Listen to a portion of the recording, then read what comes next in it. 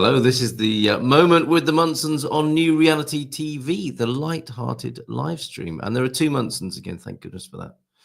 Did you enjoy your little break? I did. It was fantastic. Well, not very much. I've been relaxing. I've been doing a bit of meditation, I'm not very traditional in the way I do that, but I've been meditative. What do you mean? I've been meditative. I've been considering things in peace and quiet, and also practicing some of the rather amazing sessions that we've had with some of our other guests. So, for instance, putting things into practice. Yeah, I've been playing with Sadhu Dar's technique from last Monday, not Monday just gone, but the Monday before. So I've done that quite a few times and taken myself to fantastic places, and that has felt really, really good. And I've also been playing with the technique that we had with Maria T. Rothenberger on Monday.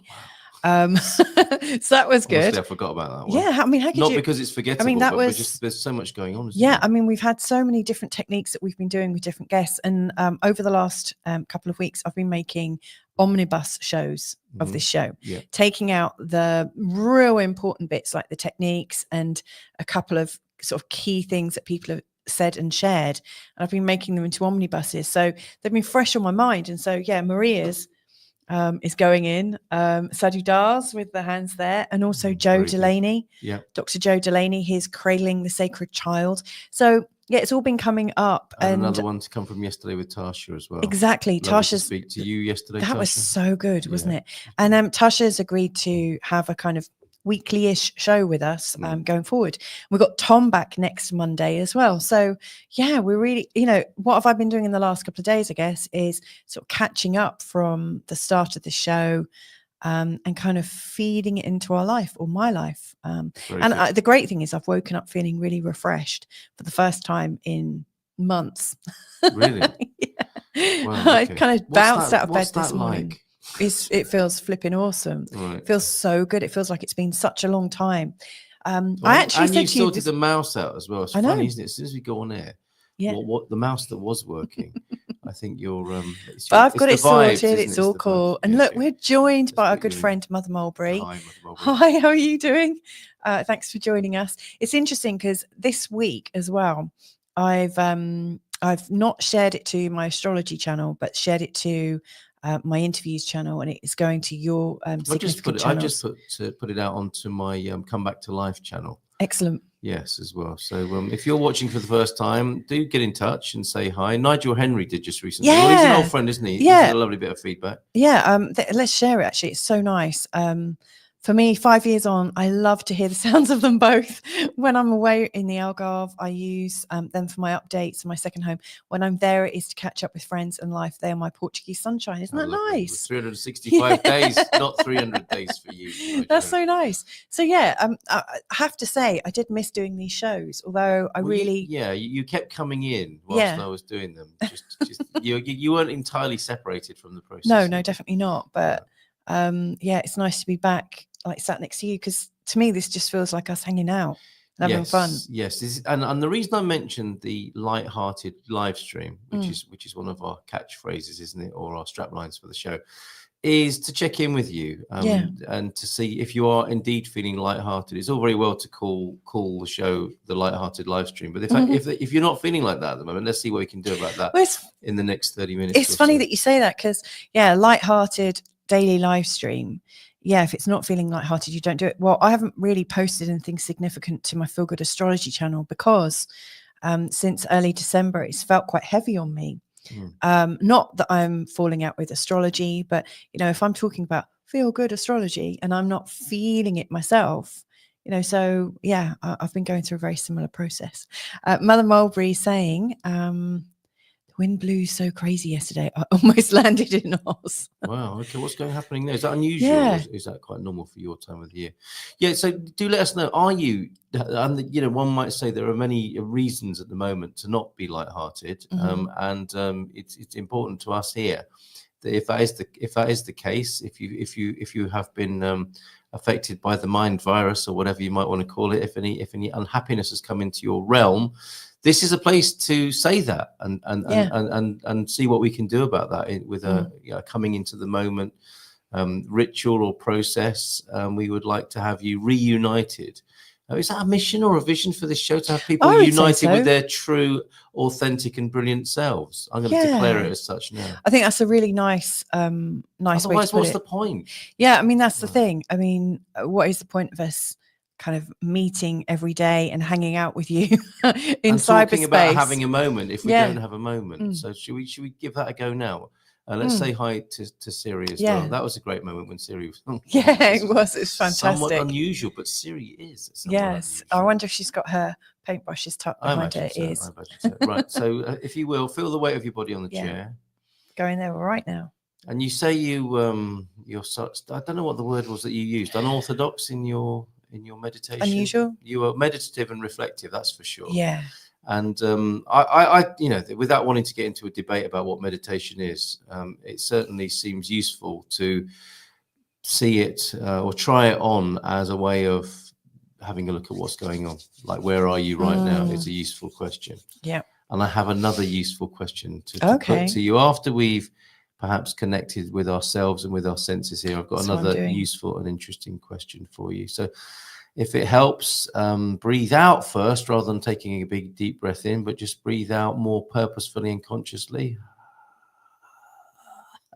And empty yourself of the it's an unusual thing, isn't it? Most meditations, or and also while I'm talking, keep breathing. Don't wait for me to say and stop, because that could be really uncomfortable. But I just want to have a little bit of an emphasis wherever you are in your breathing cycle or awareness, to see the breath going out, emphasize the out breath, with the idea of expelling the old and the stale, and allowing your body to sort of maybe crumple a little bit, to empty the lungs and bring the diaphragm up.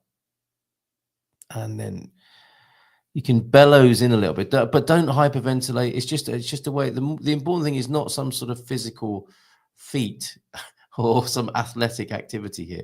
It's about being very conscious of what's going on with the breathing, or more and more increasingly conscious of what's going on in the breathing in this moment right now as we're doing it. So out,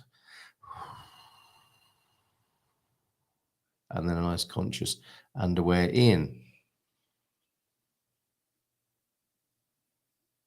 which I suspect just in its own right is a little bit of a state changer, and then allow the body to get into its own natural breathing rhythm, with the added awareness of your consciousness in terms of the question, where are you right now? Perhaps you could be a little bit in your breathing, or a lot, depending on how well you can manage that. And just, where are you right now? Well, you might be aware of the breath coming in and out of your body.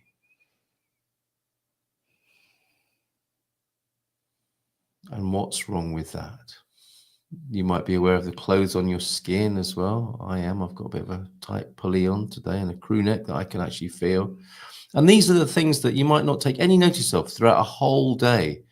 8, 10, 12 hours, 16 hours of wearing clothes, but not being at all aware of them on your skin. They're just very functional things, aren't they? Clothes and useful things. And in this moment of increased and expanded awareness, maybe feel the socks on your feet, the trousers or whatever clothing you're wearing on your legs, and the shirt on your back, literally, metaphorically. Just anything where you can actually be in your senses right now, in the sense of touch, and that works with the breathing as well. Are you pulsing my leg as a special sign, or what's that for? Making sure you didn't drift off. I wasn't. Did you think I was? Yeah, I was right there. I was already like in the moment. And you're saying, get on. Yeah, I am. Yeah. Oh, okay. Sorry. I'm just wondering, is that some sort of technique you've learned?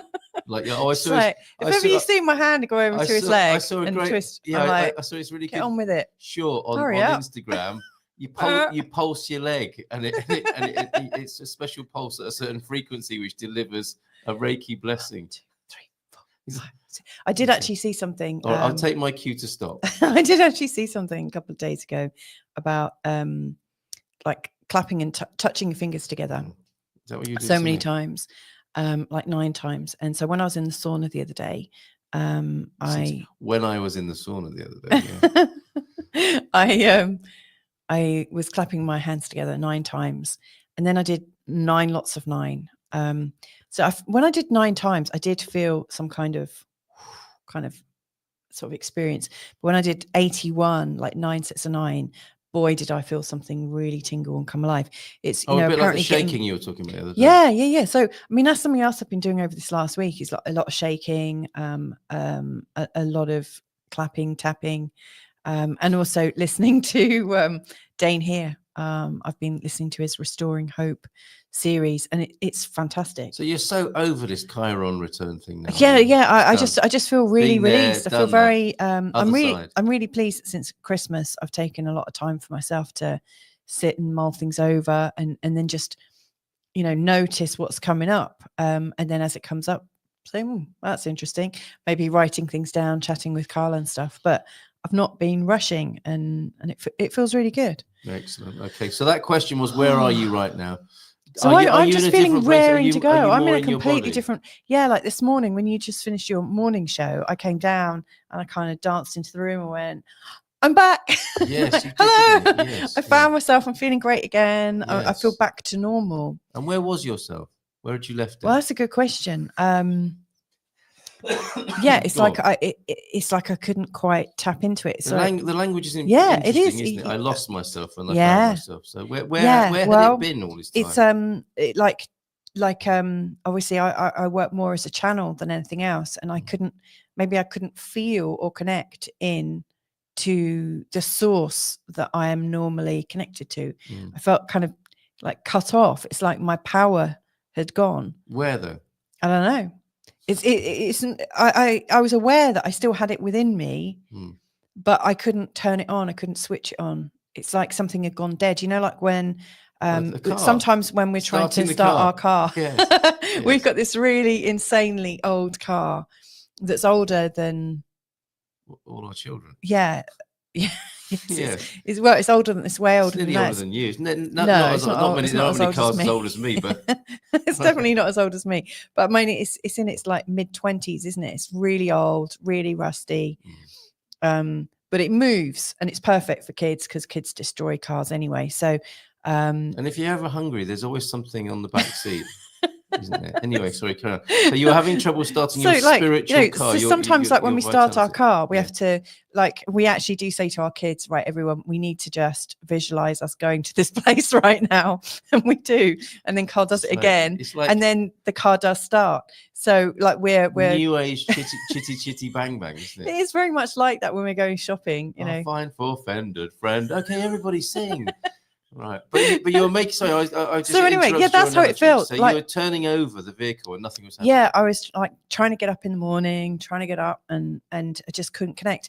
And so, when I do my astrology videos, I work from my own what they called slides. And I use them because I'm a bit, as Carl says, I'm a bit ADD. I don't say that. No, I don't. I keep just sending you videos that I see of about other people living with ADHD. And with a comment like, that's so you. I've not made an official diagnosis, however. So anyway, I always work from slides, and I've created a couple of sets of slides. Sorry, that's bad, isn't it? Beautiful sound effect. It's a gorgeous sound effect, me pouring water. I've created slides, and I've sat down to record, and that's what I normally do. I sit there, press record, open my mouth. Now it flows through. It flows. Yeah.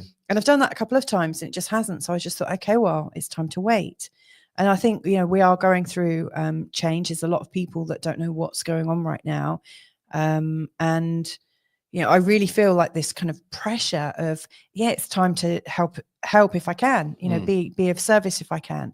And yet I haven't been able to. So, well, hence our banner here. Yeah. What are the signals to you that you're in a period of change, not being able to channel so of a new reality? But today I feel like I'm as Abraham Hicks or Esther Hicks might say, I feel like I'm tuned in, turned on, tapped in, whatever she says. Turned on, yeah, tuned in. Yes, I feel like that has, engaged again. Okay, so that answers the two big questions today. Where are you right now? And hopefully the little process we went through has had you be more here, more present, more conscious, if you like. And it's not. Well, how are you? I mean, where are you today? I'm feeling great. The sunshine always helps me, doesn't it? So we've been sat out in the sun this morning, just before our midday time slot here on New Reality TV, and it's been lovely to sit in the sun and chat.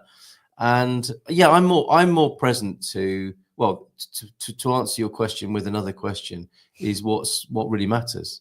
Yes, and good question. That's a question I'd like to share. So now we may have moved on from where are you right now, as in what are you looking at, what are you aware of, what's present for you. The next question that might be there or might be useful to consider in relation to what's there for you right now is what really matters. And I think I don't know if that does describe the process you've been going through in the last few days of trying to reconnect with what really matters, because we know what that feels like, don't we? We might not know how to do it, but when it comes to the question of what really matters, when we're there, we definitely know it. We might not know what it is this side of that and trying to get there, but once we've got there, we know, oh yeah, this is it. You're back in your groove. When is how you described it.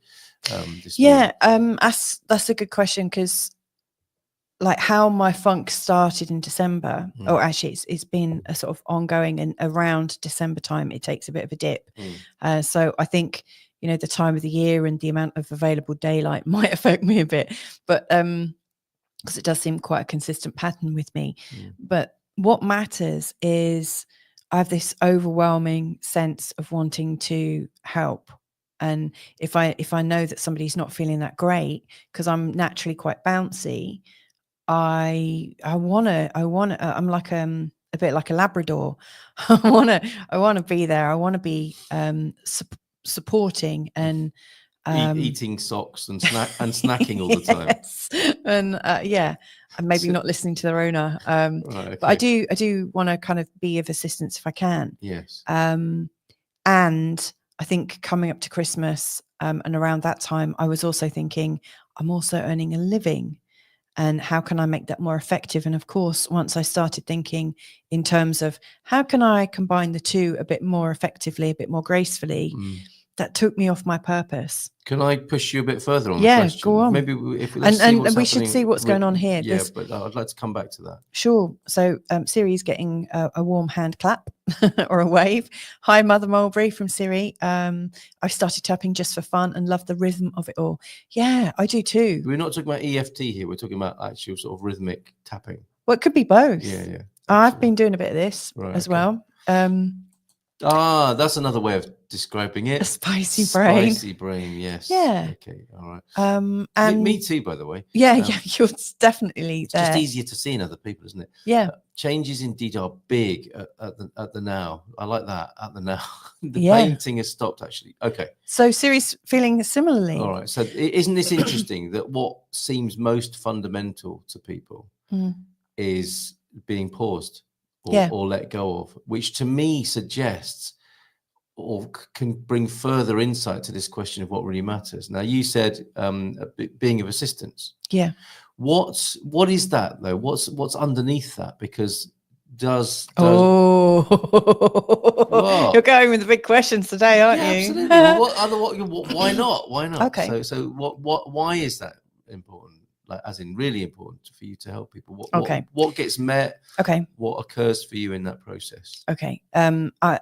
And in answering this, I'm going to take it away from me as well, because obviously to answer this, uncomfortable spotlight. Well, yeah, it's a bit uncomfortable, but I have this theory, and I believe you share it. In fact, you might have shared it with me first, and I thought, yeah, that's so true. I'm going to run with that. But the idea that we do what we actually need, and so I recognized it took me a lot of my life to get comfortable with being an intuitive and feeling like an outsider. And that's pretty much how I've always felt on the outside, and always felt like I didn't really fit in. And so anything I can do to help people make sense of that, make peace with that, I want to help, because it's really difficult, because it's not something like you don't really like. Okay, you do see some films now, and some of the heroes are a bit quirky, a little bit different, a little bit antisocial, you know, a little bit weird looking maybe, or whatever. But, you know, pretty much our whole lives, it's been the popular, usual looking, narrative following. You know, the world has been made in a particular way to really support the typical. Yes, yeah. And I guess I really feel for anyone who doesn't feel very typical.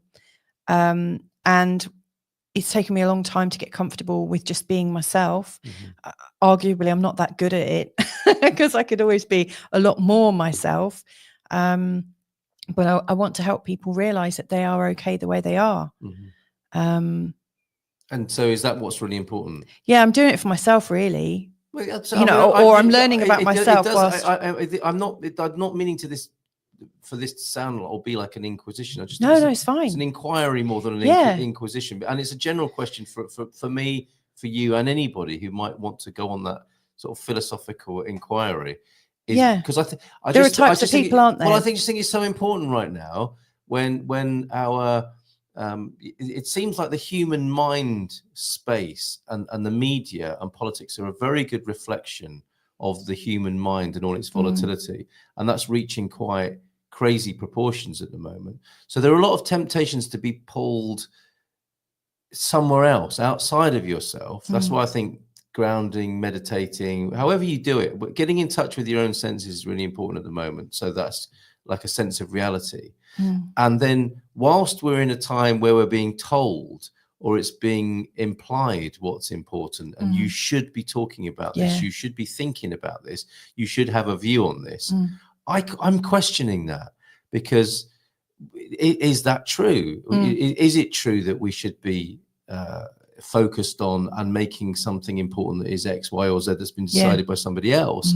Or might that be an opportunity to come back to what's really important for us? And you went straight to the work you're doing to be more yourself by helping other people to be themselves.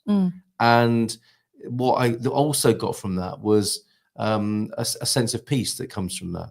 You know, the overwhelming energy of not fitting in is stress, isn't it? If you've lived your young life as a person who thinks they don't fit in, the presumably the result of finding a way of expressing yourself in your authenticity is an absence of that stress.